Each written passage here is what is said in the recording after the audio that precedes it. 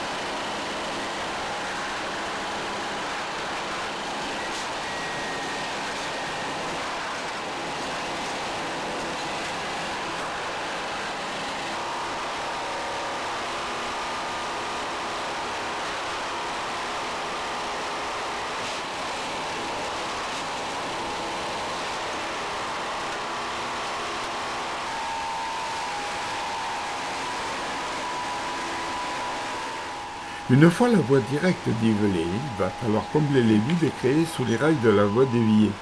La boureuse va donc revenir et compacter le ballast sans relever la voie.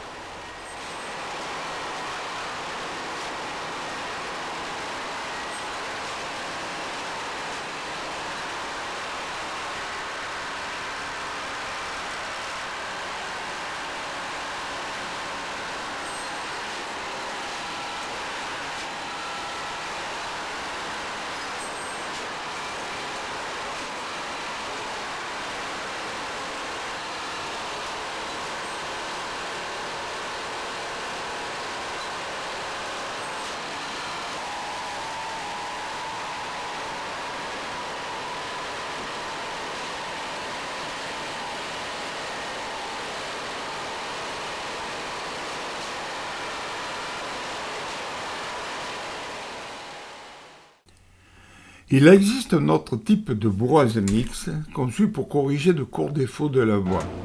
Cette dernière est gérée par des agents SNCF.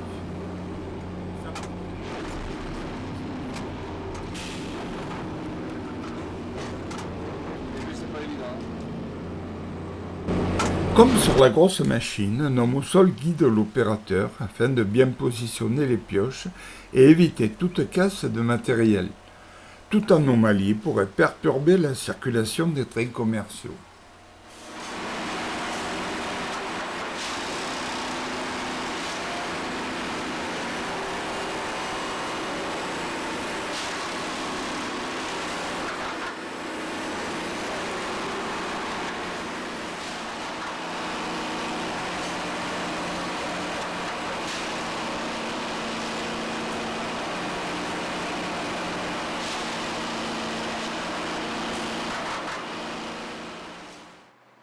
Il existe d'autres bourreuses beaucoup plus performantes. Ces dernières sont conçues pour le nivellement des voies courantes.